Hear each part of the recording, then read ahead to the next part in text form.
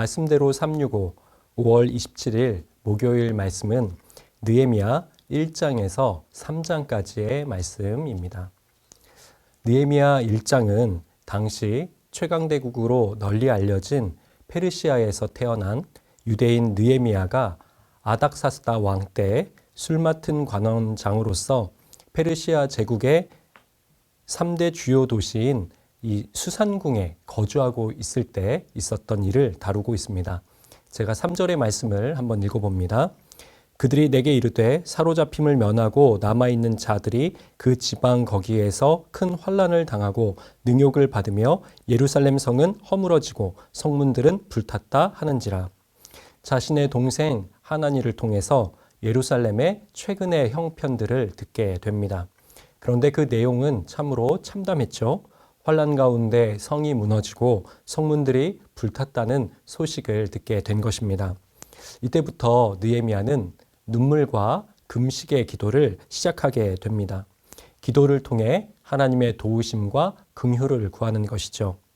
나라를 위해, 민족을 위해, 또 하나님의 임재의 상징인 예루살렘을 향한 간절한 기도가 시작되는 것입니다. 느헤미야 2장은 이러한 느헤미야의 기도에 대한 하나님의 응답을 담고 있습니다. 하나님께서 기도를 응답해 주시는 방법은 참으로 다양하죠. 왕이 먼저 느헤미야의 얼굴을 살피며 수심 가득한 그에게 묻습니다. 오늘이나 이때나 절대 권력자인 왕 앞에서 얼굴을 찡그린다든지 감정을 표현한다라고 하는 것은 불가능한 일입니다. 그러나 하나님께서는 아닥사스다 왕의 마음을 어루만져 주셔서 먼저 그에게 행동하도록 이끌어 주셨습니다. 5절과 6절 말씀을 제가 한번 읽습니다. 왕에게 아뢰되 왕이 만일 좋게 여기시고 종이 왕의 목전에서 은혜를 얻었사오면 나를 유다 땅 나의 조상들의 묘실이 있는 성읍에 보내어 그 성을 건축하게 하옵소서 하였는데 그때의 왕후도 왕 곁에 앉아 있었더라. 왕이 내게 이르시되 내가 몇 날에 다녀올 길이며 어느 때에 돌아오겠느냐 하고 왕이 나를 보내기를 좋게 여기시기로 내가 기한을 정하고 왕과 왕후가 모두 자리하고 있었던 그곳에서 예루살렘을 향한 왕의 제가가 떨어지게 됩니다. 뿐만 아니라 예루살렘 재건에 필요한 모든 재원과 물자까지도 넉넉하게 후원해 주기로 약속합니다. 더 나아가서 이 느헤미야가 안전하게 이동할 수 있도록 왕의 친위부대, 군대 장관, 마병들을 통해 호위하도록 명령합니다. 이렇게 놀라운 일이 일어나게 된 것, 이 모든 일을 가능하도록 만들어 주신 분, 바로 그분이 하나님이십니다. 그것이 바로 8절에 내 하나님이 선한 손으로 나를 도우심으로 라고 하는 이 고백 안에 담겨 있는 것이죠. 하나님의 도움의 손길, 하나님의 능력의 손길, 하나님의 기적의 손길이 느헤미야와 함께하자 하나님께서 곧바로 이 예루살렘으로 향하는 여정을 시작하도록 만들어 주십니다. 하나님께서 여러분 각자에게 맡기신 사명이 있습니까? 아무리 어렵고 힘들어 보인다 할지라도 그 대상과 세력이 아무리 견고하다 느껴진다 할지라도 하나님께서 도우시고 함께 하시면 능치 못할 일이 없는 줄 믿습니다. 물론 이 느헤미야가 이렇게 예루살렘 여정을 시작했는데도 불구하고 끊임없이 방해하는 세력들은 계속해서 나타납니다. 바로 산발랏, 도비야, 게셈 등은 조롱하며 방해 공작을 펼치고자 준비하는 것이죠. 그러나 꼭 기억하시기 바랍니다. 하나님이 맡기신 일을 감당할 때에 반대하는 세력이 있다는 것은 이것이 더더욱 하나님의 원하시는 뜻이며 하나님께서 이 일을 통해 영광 받으실 것이라는 그 사실을 굳게 붙잡으시고 나아가시기 바랍니다. 바로 느헤미야가 그렇게 하나님의 맡겨진 사명을 감당하고자 했습니다. 다음으로 느헤미야 3장에서는 예루살렘 성벽 건축을 위한 장면이 담겨 있습니다.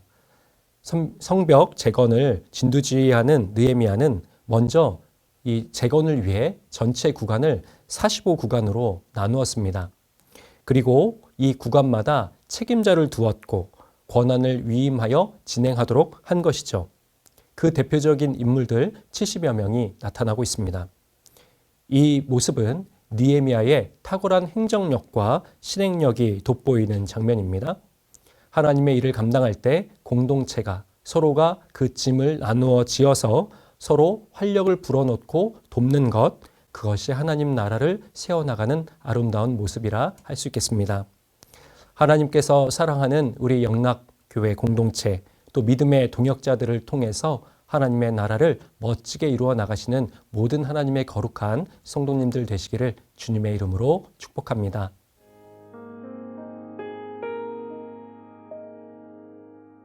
(5월 27일) 목요일입니다. 오늘부터 느헤미야서를 읽게 되시는데 하나님의 크신 은혜가 충만하시기를 간절히 기원합니다. 특별히 느헤미야서가 요즘 같은 혼란한 시대 지도자의 덕목을, 거기 리더십의 어떤 모델을 발견한다고 해서 많이 연구하고 있죠. 느헤미야서를 통해서 성도다운 삶의 모습을 발견해 나가시기를 바랍니다. 오늘 함께 읽으실 말씀은 느헤미야 2장 4절이 되겠습니다. 왕이 내게 이르시되 그러면 네가 무엇을 원하느냐 하시기로 내가 곧 하늘의 하나님께 묵도하고. 아멘. 느헤미야는 느헤미야서의 주인공이기도 하고 또 느헤미야서를 기록했다고 여겨지기도 합니다. 그는 페르시아의 아닥사스다 왕 때 왕궁에서 술을 맡은 관원으로 일했던 사람입니다. 아닥사스다 왕은 주전 464년에서 424년까지 재위했던 것으로 생각이 됩니다. 그런데 오늘 본문에 보면 느헤미야는 왕과 대화를 나누는 도중에 하늘의 하나님께 묵도했다 이렇게 되어 있어요. 이것은 우리의 기도가 어떻게 일상화될 수 있는가 하는 것을 보여주는 아주 훌륭한 모델이라고 생각이 듭니다. 여러분, 당시 예루살렘은 바벨론 왕 느부갓네살에게 멸망당한 지 시간이 오래 지난 후였습니다. 여전히 황폐화된 채로 버려져 있었죠. 이제 그 소식을 들은 느헤미야가 너무도 마음이 아파서 하나님 앞에 눈물로 회개하고 기도하는 내용이 1장에 나와 있습니다. 그리고는 무너진 예루살렘 성벽을 자신이 재건해야 되겠다고 하는 사명감을 느끼게 되는데, 그래서 그가 예루살렘의 총독으로 부임하고 어떻게 성벽 재건에 나서게 되는가 하는 이야기가 1장, 2장, 3장 이렇게 쭉 이어지고 있습니다.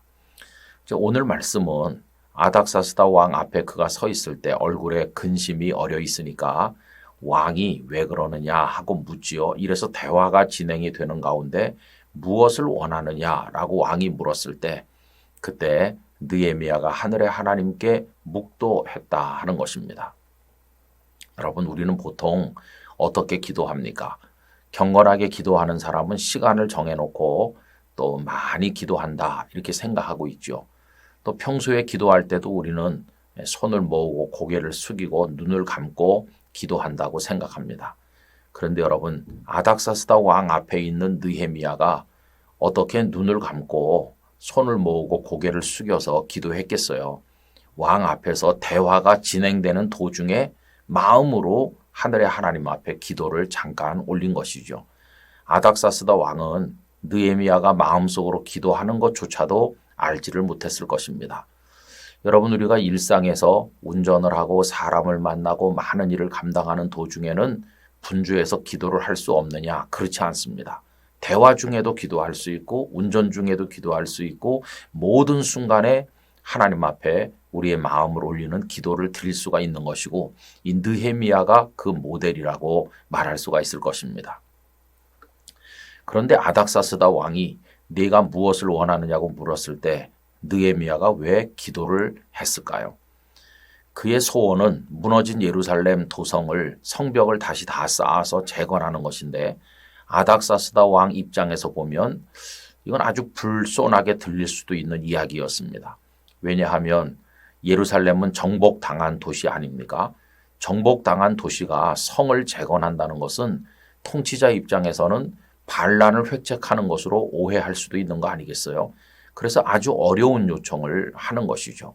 그런데 하늘의 하나님께 묵도했을 때 하나님께서 아닥사스다 왕의 마음을 감동시켜서 기쁨으로 느헤미야를 예루살렘의 총독으로 파송했을 뿐만 아니라 성벽을 재건하는 데 필요한 여러 가지 지원을 아끼지 않도록 한 것을 볼 수 있습니다.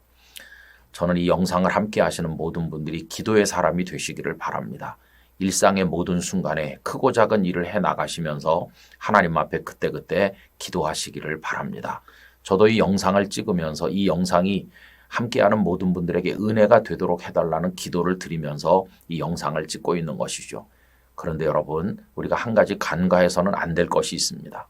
그것은 뭐냐 하면은 이렇게 아닥사스다 왕 앞에서 순간적인 묵도의 기도, 하나님을 향해서 기도하기 전에 이미 느헤미야에는 기도가 많이 축적되어 있었다는 것입니다.